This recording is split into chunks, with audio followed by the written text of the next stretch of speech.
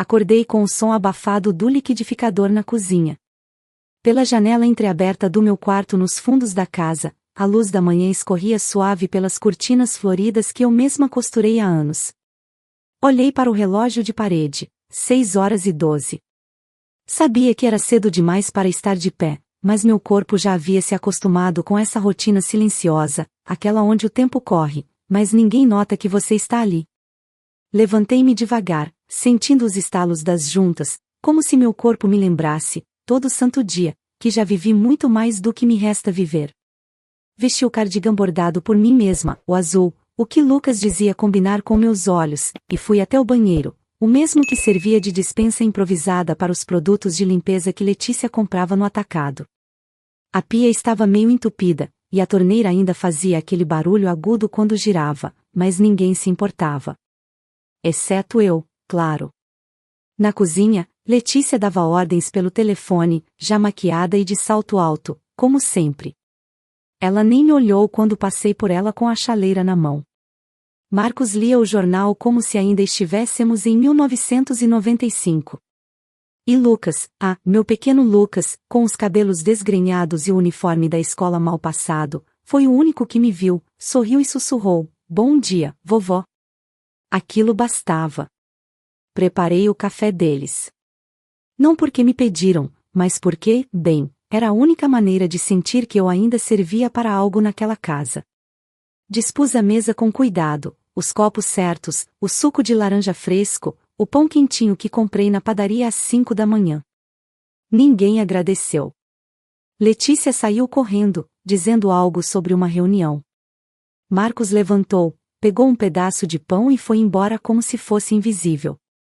Eu fiquei ali, sentada na pontinha da cadeira, com minha xícara nas mãos e a alma vazia de presença. Depois que a casa ficou silenciosa de novo, voltei para o meu canto. Meu quarto nos fundos era decorado com lembranças que ninguém mais valorizava, porta-retratos amarelados, um rádio antigo que ainda funcionava, livros com anotações à mão.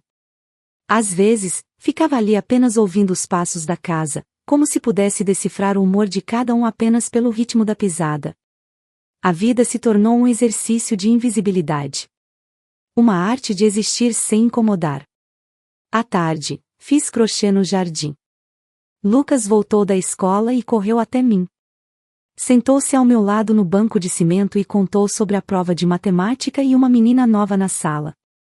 Ele falava e sorria como se o mundo fosse simples, e naquele momento, ele era.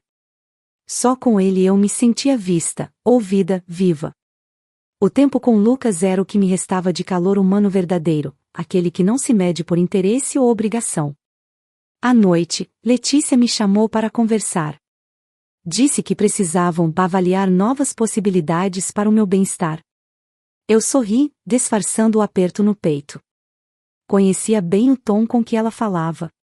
Era o mesmo que usava para se desfazer de coisas antigas, elegante, racional, impessoal. Um tom que empacotava emoções como se fossem tralhas. Voltei para o meu quarto e me sentei na cama. Olhei para o baú ao pé da estante. Estava ali há anos, trancado.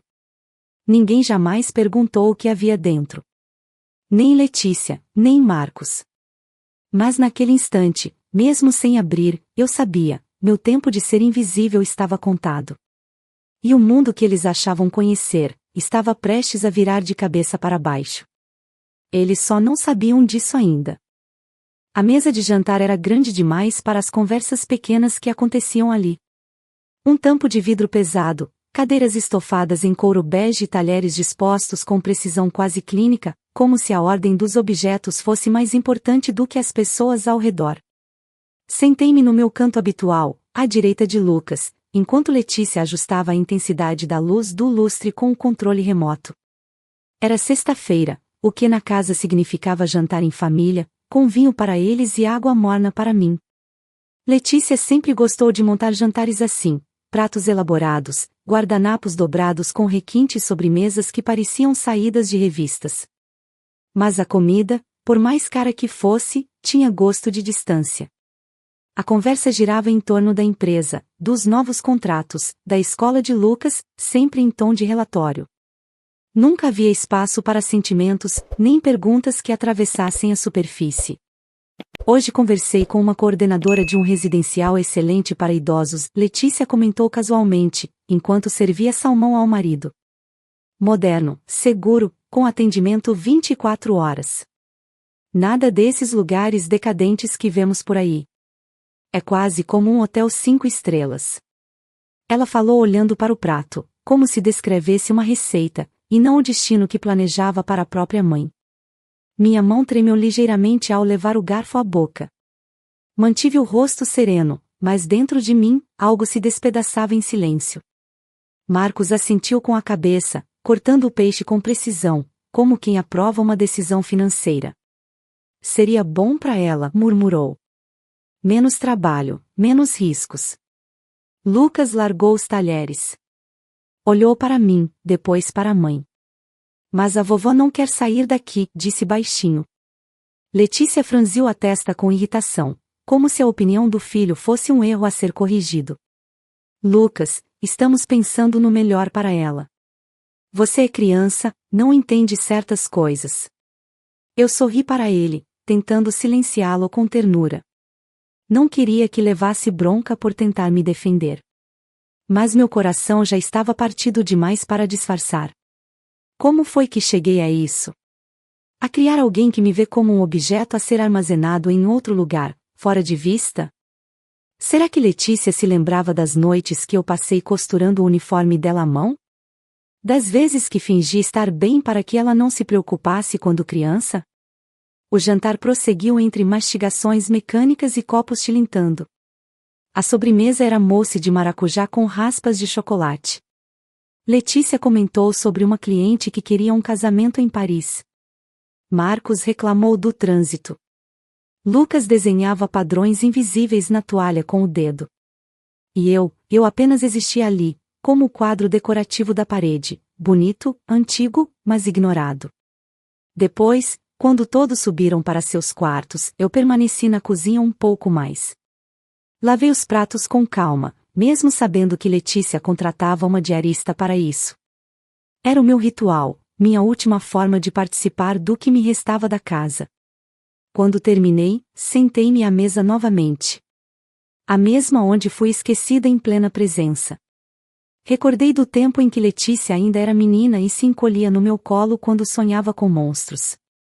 E agora, os monstros habitavam nela, disfarçados de planos e argumentos racionais. Ela me via como peso, obstáculo, incômodo. Não havia espaço para afeto entre seus compromissos, reuniões e atualizações de status nas redes sociais. Eu não era mais mãe. Era um projeto logístico a ser realocado. Subi os poucos degraus que levavam ao meu quarto. O corredor parecia mais longo do que o normal. Fechei a porta com cuidado, me sentindo mais velha do que jamais me sentirá. Lá fora, o vento batia nas árvores com certa fúria. Eu o ouvi como um aviso. Um chamado. Algo dentro de mim dizia que as coisas estavam prestes a mudar, e não por causa deles, mas por minha causa. Porque uma mulher esquecida por todos ainda pode lembrar de quem ela era. E acredite, uma mulher que lembra da própria força, é alguém que ninguém consegue apagar. O sábado amanheceu com um silêncio suspeito. Não havia o som habitual das mensagens de voz da Letícia no viva voz, nem os passos apressados de Marcos cruzando o corredor com a gravata meio torta. A casa parecia suspensa no tempo, como se estivesse esperando por algo que ninguém ousava nomear. Fui até a cozinha antes de todos. Preparei o café como sempre, 2 torradas para ela, com pouca manteiga, suco de uva sem açúcar para ele, leite morno com achocolatado para Lucas. Eu já não comia de manhã, não por falta de fome, mas por hábito de alimentar os outros primeiro. O costume de uma vida inteira. Estava colocando os talheres quando Lucas entrou na cozinha, ainda com os olhos inchados de sono e a camiseta do pijama amarrotada. Caminhou até mim, abraçou minha cintura como se precisasse se esconder dentro de mim, e depois, sem me olhar nos olhos, sussurrou. Vovó, meus pais vão te mandar para um asilo hoje. Por um segundo, o tempo parou. As palavras dele entraram como se cortassem o ar que eu respirava. Não houve choque. Não houve lágrimas. Apenas uma ausência brutal de qualquer emoção imediata, como se meu coração precisasse de alguns minutos para entender que estava sendo traído, e dessa vez, por completo. Você ouviu isso? Perguntei em voz baixa, tentando não assustá-lo. Lucas assentiu, os olhos fixos nos azulejos do chão. Mamãe estava falando com o papai ontem à noite. Ela disse que hoje seria o dia certo, que você ia entender depois, que você não tinha mais como resistir a ponto. A maneira como ele reproduziu as palavras dela, com aquela entonação mecânica, partiu algo dentro de mim que nunca imaginei que ainda pudesse se partir. Mas ao mesmo tempo, algo despertou. Não era raiva. Não era desespero. Era uma clareza cruel, como um vidro limpo diante do sol. Eu finalmente enxergava quem minha filha havia se tornado, e talvez quem sempre foi. Ela não queria o meu bem. Queria o meu silêncio definitivo. A minha retirada de cena. O fim do incômodo. A libertação de uma sombra que ela mesma colocou no porão emocional da casa. Segurei as mãos de Lucas. Sorri com firmeza.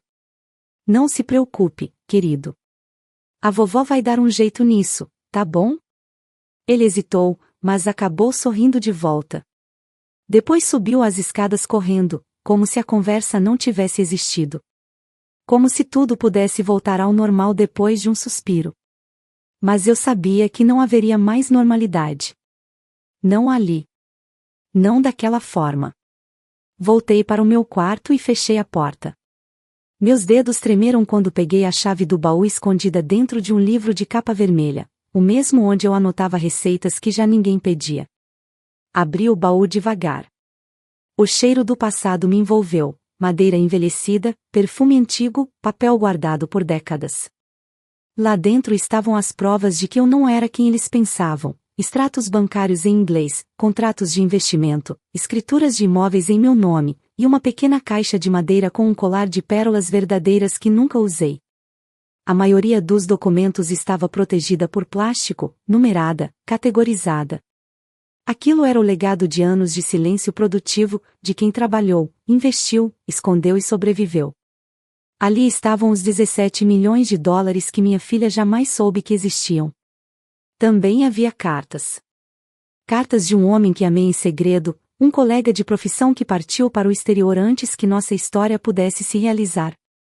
Ele me ensinou sobre o mercado financeiro, sobre a paciência de esperar o tempo certo. Foi com ele que aprendi que liberdade se constrói centavo por centavo. Guardei tudo com cuidado em uma pasta preta. Peguei minha bolsa de couro, uma muda de roupa, meus documentos, a caixa das pérolas e o diário que eu jamais mostrei a ninguém. Coloquei tudo dentro de uma pequena mala de rodinhas, silenciosa como eu. Sentei na cama por um instante. Respirei fundo. E me levantei com a dignidade de quem estava prestes a fazer história, mesmo que ninguém soubesse disso. Esperei até a casa ficar vazia. Letícia havia saído para o salão de beleza, Marcos fora à academia e Lucas estava na casa de um amiguinho. Era a brecha perfeita. Com passos calmos e seguros, atravessei o corredor, abri a porta da frente e saí. Não olhei para trás. Não deixei bilhete. Não bati a porta. Peguei um ônibus na esquina com o sol ainda nascendo.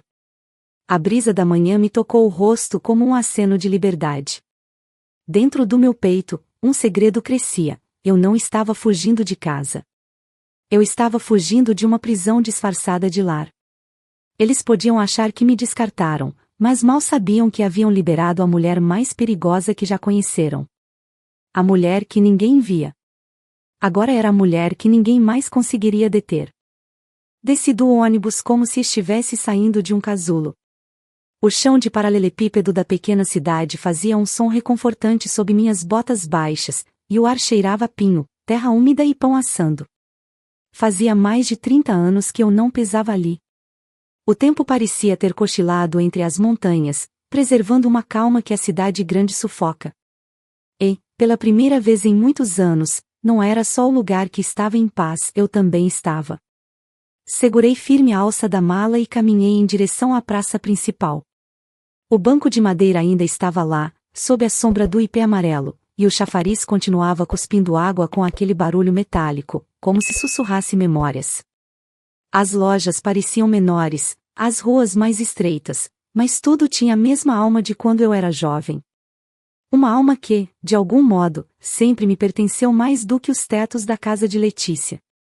Toquei a campainha da casa de número 82, uma construção simples, com a pintura descascada e cortinas de crochê na janela. O portão rangeu antes de se abrir lentamente. E ali, com os olhos apertados pelo sol da manhã e as mãos cobertas de farinha, estava Dolores, minha amiga de décadas, aquela que conhecia todas as versões de mim que até eu havia esquecido. Amélia, ela sussurrou, como se não confiasse nos próprios olhos. Em carne, osso e dívida de café, respondi com um sorriso que veio de um lugar esquecido. Ela me puxou para um abraço apertado, como se estivéssemos remendando o tempo com os braços. Entramos. A cozinha exalava o cheiro de pão fresco e fermento, e cada canto da casa parecia me receber como se eu nunca tivesse partido. Me sentei à mesa de madeira e, enquanto ela me servia uma fatia quente com manteiga derretendo, comecei a contar, não tudo, mas o suficiente para que ela entendesse, eu não estava apenas visitando. Eu estava me reencontrando. Você sempre foi boa demais para aquela filha sua, ela disse, sem rodeios, depois de ouvir em silêncio. Eu nunca entendi como a Letícia saiu de você. Parecem feitas de tecidos diferentes. Balancei a cabeça, não por discordar, mas porque a dor de admitir isso ainda latejava. Eu criei uma mulher que aprendeu a subir na vida, mas nunca aprendeu a descer para buscar quem ficou para trás. Depois do café, pedi para ir ao quarto de hóspedes. Não precisava de luxo, apenas de um espaço que não me reduzisse a um incômodo. No fim da tarde, abri a pasta preta e espalhei os documentos na cama. Extratos bancários, registros de transferências, carteiras de ações, contratos de imóveis alugados em Florianópolis, Curitiba, até em Lisboa. Tudo em meu nome. Tudo lícito. Tudo escondido. Durante anos, investi cada centavo com estratégia. Primeiro, para garantir o futuro da minha filha. Depois, quando percebi que ela não precisava de mim, e não queria mais me ouvir, continuei por mim mesma. Pela mulher esquecida que ninguém celebrava, mas que merecia segurança e autonomia. Aquela fortuna era minha armadura invisível contra a crueldade dos que me chamavam de fardo. Ao entardecer, saí com Dolores para caminhar até a antiga escola onde trabalhei por um tempo como auxiliar administrativa. Algumas crianças brincavam no pátio, e uma professora mais jovem me lançou um olhar respeitoso, como se me reconhecesse de histórias contadas. Era estranho, ali, onde eu tinha tão pouco, me sentia infinitamente mais rica do que na casa dos meus próprios filhos. Na volta, Dolores me olhou com olhos de pergunta. Você vai voltar para Curitiba? Sim. Mas não para implorar amor de ninguém. Fiz uma pausa, olhando para o céu que já se vestia de estrelas. Vou voltar para decidir meu destino com as próprias mãos. E, se possível, deixar uma lição para quem pensa que mãe é coisa que se guarda em depósito. Ela riu. Agora sim, essa é a Amélia que eu conheci. A mulher que ninguém nunca conseguiu dobrar. Sorri com suavidade. Sim, eu era essa mulher. Só que, por muito tempo, deixei que o amor e a esperança me dobrassem. Mas agora, as dobras viraram músculos. E a mulher invisível estava prestes a aparecer diante do mundo com a força que todos esqueceram que ela tinha. Eles achavam que eu estava acabando. Mal sabiam que eu estava apenas começando. Na manhã seguinte, acordei com a luz dourada entrando pela fresta da cortina e um pensamento fixo: era hora de agir. A dor da traição que recebi em silêncio agora havia se transformado em um tipo de força que eu nunca soube que tinha. A dor da rejeição já não me esmagava, ela me empurrava para frente. Sentada na cama da casa de Dolores, com a pasta preta no colo, entendi que meu passado bem guardado seria a chave do meu futuro. Vesti uma roupa simples, mas firme. Coloquei os cabelos num coque baixo, apliquei um batom cor de vinho, não para parecer bonita, mas para lembrar a mim mesma que eu ainda existia. Dolores me olhou da porta com um sorriso cúmplice. Vai sair? Vou começar um acerto de contas, respondi. Mas não com gritos. Com estratégia. Peguei um táxi até o cartório da cidade vizinha, onde ninguém me reconheceria. Lá, solicitei o reconhecimento atualizado de firma, a digitalização dos documentos e a atualização do testamento. Deixei claro para o advogado que me atendeu, eu não queria que minha filha herdasse um centavo. Nada. Zero. O que Letícia me tirou não foi dinheiro, foi dignidade. E isso, não tem valor mensurável. No testamento novo, nomeei Lucas como herdeiro direto, sob tutela de um advogado independente até que ele atingisse a maioridade. Criei um fundo vitalício em meu nome, com parte da renda destinada a uma futura casa de acolhimento para idosos abandonados, que eu planejava fundar com a ajuda de Dolores. O restante seria dividido em investimentos filantrópicos, nos quais minha assinatura ainda comandaria cada movimentação. Eu não queria que minha história terminasse como uma nota de rodapé, queria que ela fosse um lembrete para mulheres como eu, que foram caladas a vida inteira. Enquanto eu organizava tudo, do outro lado da história, as máscaras começavam a cair. Letícia, segundo Dolores soube por conhecidos da cidade grande, estava desesperada. Eu havia desaparecido sem deixar rastros e, sem mim, ela perderia o controle de tudo, do discurso de boa filha, do ambiente limpo da casa, e, principalmente, da narrativa onde ela era a cuidadora benevolente. Sem mim por perto, o público invisível para quem ela representava desmoronava. Soube que Letícia foi até a delegacia dar queixa de desaparecimento. Disse que eu estava mentalmente instável, que havia saído de casa sem direção, talvez desorientada. Chegou a mostrar fotos da minha cama arrumada, da escova de dentes deixada na pia, do armário vazio. Marcos tentou me ligar uma ou duas vezes, mas deixei o celular desligado propositalmente. Eles não me queriam por perto quando eu ainda era útil. Pois que agora sintam minha ausência em alto e bom som. Foi então que Letícia descobriu o primeiro indício de que não sabia absolutamente nada sobre mim. Ao verificar a conta bancária usada para pagar despesas da casa, notou que as transferências automáticas que eu fazia desapareceram. E, investigando mais a fundo, ela encontrou meu nome vinculado a um imóvel no litoral catarinense, alugado por temporada, imóvel esse comprado à vista, anos atrás. Foi nesse momento que a ficha começou a cair, eu não era apenas uma idosa vivendo no quarto dos fundos. Eu era uma mulher silenciosamente rica. E pior, ela nunca esteve no meu testamento. A reação dela, pelo que ouvi, foi um misto de pânico e fúria. Tentou ligar para cartórios, rastrear movimentações, até cogitou contratar um detetive. Afinal, para ela, minha fortuna era uma extensão natural de seu estilo de vida. A ideia de que eu teria escondido algo assim parecia um crime maior do que todo o desprezo que ela me ofereceu durante anos. Que ironia! Enquanto isso, em minha calma calculada, eu planejava o retorno. Não um retorno dramático, de portas batendo e acusações. Mas algo mais poderoso, uma aparição pontual, legal, estratégica, com todos os documentos prontos e a verdade afiada como faca. À noite, deitada no quarto de Dolores, senti um alívio que não experimentava há décadas. Pela primeira vez, eu era autora da minha própria história. E sabia exatamente onde ela ia terminar, não em um asilo, não em um canto esquecido, mas no centro de uma virada. Eles pensaram que me colocariam de lado. Mas sem perceber, foram eles que me deram espaço para crescer. E agora, o jogo não era mais deles. Era meu.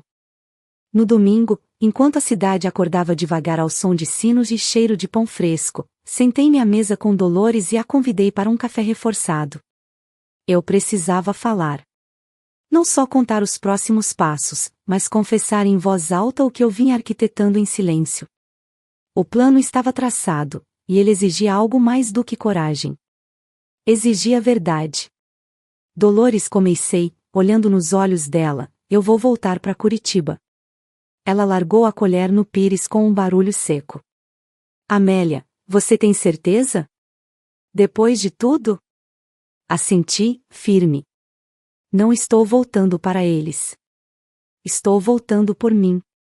Aquela casa não é meu lar, mas foi lá que tentaram me enterrar viva. E agora, é lá que eu vou florescer, nem que seja por um único dia, o suficiente para deixar claro quem eu sou. Durante aquela semana, finalizei com o advogado cada cláusula do Novo Testamento, organizei os documentos em pastas, e reservei a passagem de volta. Fiz tudo com calma, sem alarde, como se fosse uma mulher organizando sua última dança antes do silêncio. Mas em mim, não havia medo. Havia certeza. Certeza de que, mesmo que eles tentassem me desacreditar, desta vez não teriam controle sobre o desfecho. Em paralelo, pedi a Dolores para cuidar de um sonho meu que dormia havia anos, uma casa de acolhimento para idosos abandonados. Entreguei a ela uma chave, e uma conta bancária específica. Raízes do Tempo, seria o nome. Um lar onde pessoas como eu, que deram tudo e acabaram esquecidas, teriam não só um teto, mas voz, dignidade e propósito. Você quer mudar o mundo? Ela me perguntou, com lágrimas discretas nos olhos. Não, respondi. Só quero que o mundo saiba que eu estive aqui.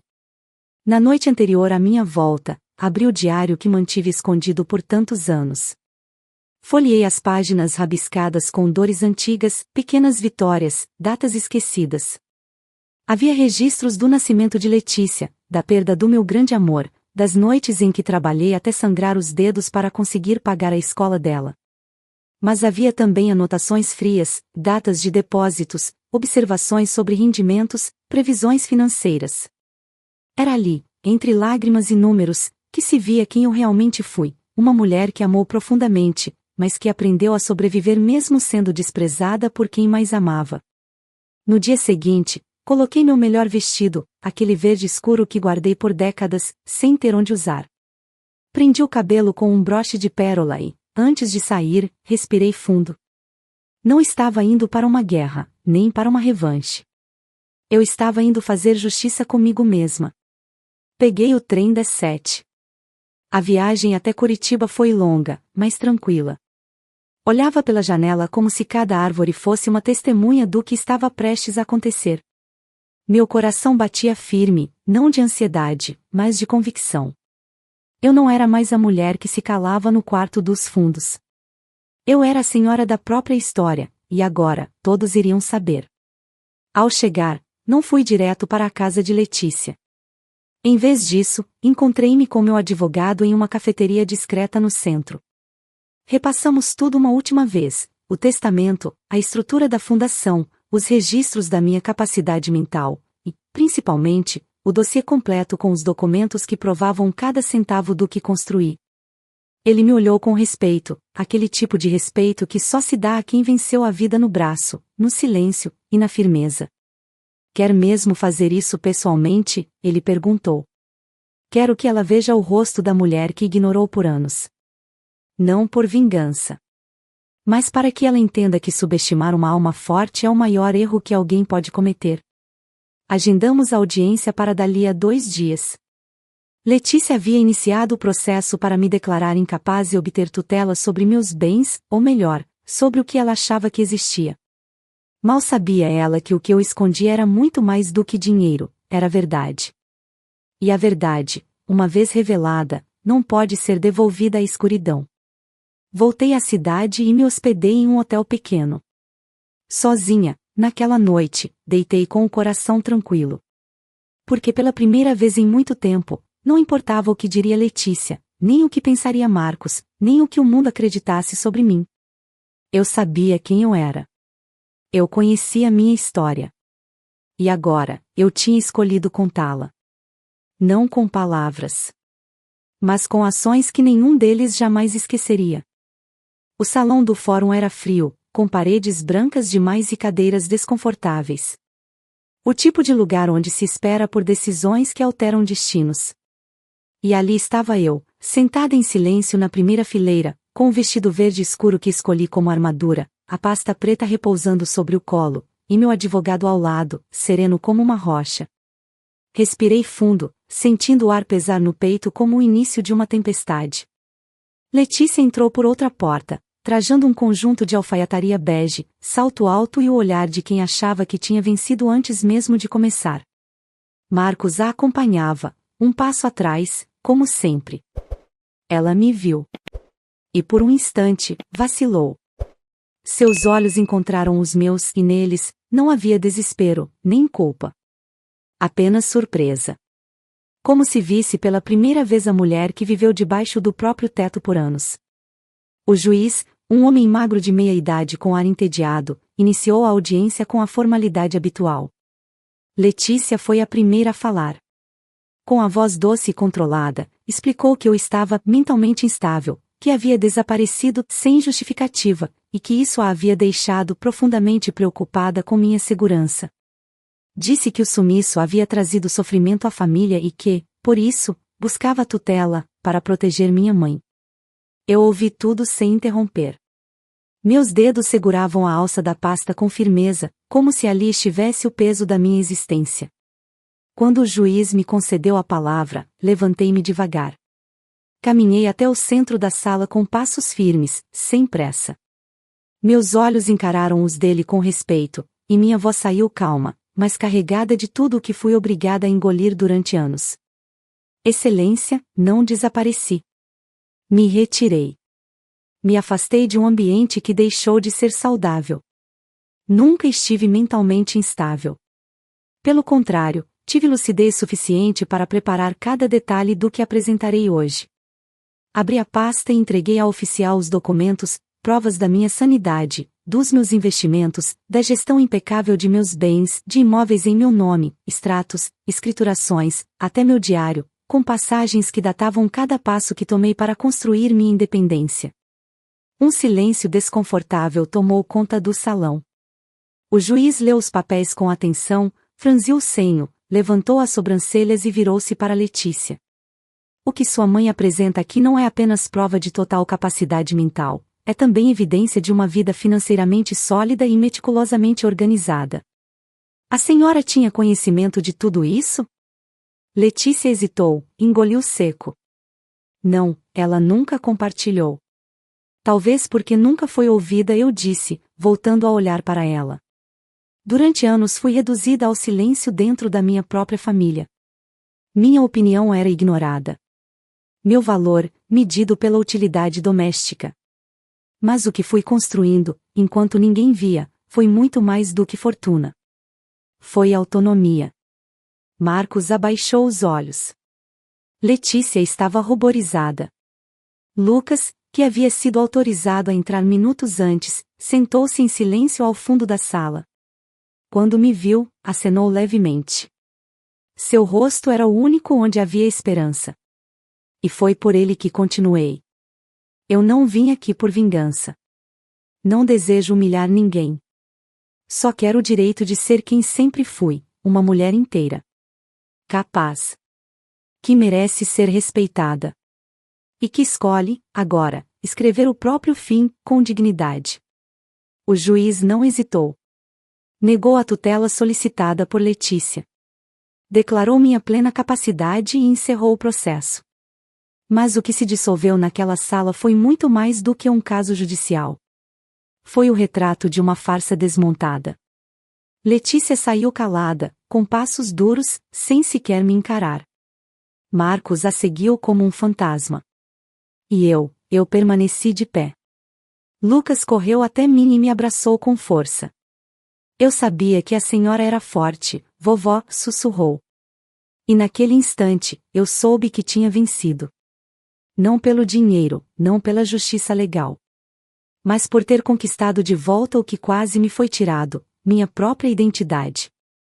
Ali, diante da justiça dos homens e dos olhos do meu neto, eu deixei de ser a sombra da mulher que um dia fui. E me tornei luz. Não para brilhar aos olhos dos outros, mas para enxergar, com clareza, que mesmo no fim do jogo, ainda é possível virar a partida. E foi exatamente isso que eu fiz. Voltar à casa da minha filha foi como entrar em uma antiga fotografia desbotada. Os móveis ainda estavam no mesmo lugar, as paredes do mesmo tom bege impessoal, mas algo fundamental havia mudado, e não era o ambiente. Era eu. Dessa vez, não entrei pelos fundos. Toquei a campainha da entrada principal. E quando Letícia abriu a porta, com a postura dura de quem ainda tentava se sustentar sobre os escombros do controle perdido, eu apenas disse: "Vim buscar minhas coisas." Ela não respondeu. Abriu caminho em silêncio. Seus olhos estavam vermelhos, mas sua boca, cerrada. Subi as escadas sem pedir permissão, entrei no quarto dos fundos e comecei a recolher as poucas peças que restavam: um casaco de lã, meus livros, algumas fotografias antigas e o broche de prata que pertencia à minha mãe. Guardei tudo com calma na mesma mala com que saí. Na cozinha, vi Lucas sentado à mesa com um caderno aberto. Ele olhou para mim e sorriu, aquele sorriso pequeno e genuíno que sempre me lembrava quem eu era. Caminhei até ele, acariciei seus cabelos e lhe entreguei um envelope grosso. "Isso aqui", disse, "é uma carta e um presente. Você só vai abrir quando tiver idade para entender. Mas quero que saiba de uma coisa: tudo que construí, tudo que escondi, foi por amor. Não à sua mãe, nem a mim mesma. Mas ao que você representa, esperança." Ele me olhou confuso, mas assentiu. Guardei o envelope dentro do caderno e pedi que cuidasse bem dele. Depois, dei-lhe o último abraço antes de partir. No dia seguinte, a cidade toda falava. As notícias correram. Uma idosa, antes invisível, havia vencido um processo de interdição movido pela própria filha. Uma mulher de aparência simples que escondia uma fortuna milionária em investimentos, imóveis e ações. O caso ganhou repercussão. Repórteres ligaram. Sites de notícia tentaram contato. Eu recusei todos. Não queria manchetes. Queria paz. Letícia, por sua vez, sofreu um duro baque social. As amigas da alta roda se afastaram, constrangidas. Alguns contratos da sua empresa foram cancelados por clientes que não queriam ser associados à filha que tentou tomar a fortuna da própria mãe. A imagem pública que ela construiu com tanto zelo, tijolo por tijolo, desabou da noite para o dia. E o pior, não havia como reconstruí-la com base em uma mentira já exposta. Marcos voltou a ser o mesmo homem cinza de antes, calado, passivo, engolindo a queda do prestígio com silêncio e café forte. Nunca mais tentou entrar em contato comigo. Lucas, com o tempo, passou a me visitar na nova casa, um sobrado acolhedor em uma cidade tranquila. Eu recebia com bolo de fubá, chá de erva doce e conversas longas sobre o que realmente importa na vida. Aos poucos, ele cresceu como alguém diferente. Carregava dentro de si a lembrança viva da mulher que o mundo tentou apagar, mas que resistiu. A casa de acolhimento Raízes do Tempo foi inaugurada 2 meses depois. Um espaço amplo, com jardim, ateliê de costura, biblioteca, e uma varanda com redes coloridas. Lá, os idosos não eram depósitos de velhice, mas recipientes de histórias. Cada um com uma vida digna de ser contada, e agora, com um espaço onde seriam ouvidos. Dolores coordenava o dia a dia com o carinho de quem sempre soube amar em silêncio. E eu era apenas mais uma entre eles. Mas, ao mesmo tempo, mais livre do que jamais fui. Meu testamento foi selado, oficializado e irrevogável. Letícia ficou de fora. Nenhuma contestação teve efeito. E mesmo que tivesse, eu já havia transferido parte dos bens antes, de forma legal, cuidadosa, previsora. Como fiz com toda a minha vida. O restante, investi no futuro dos esquecidos, como um acerto de contas com o destino. Agora, escrevo essas palavras sentada na varanda da casa, ao som de passarinhos e vento entre as folhas. À frente, vejo Lucas me acenando enquanto corre entre as árvores.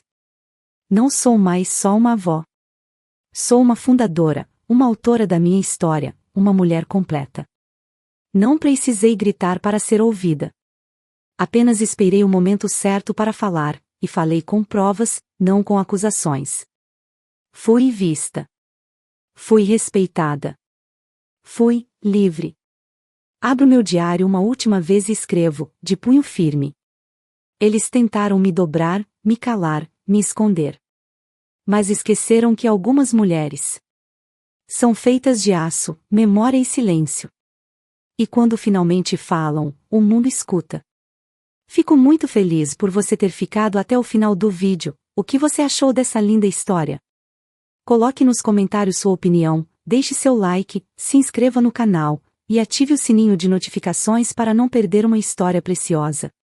Até a próxima!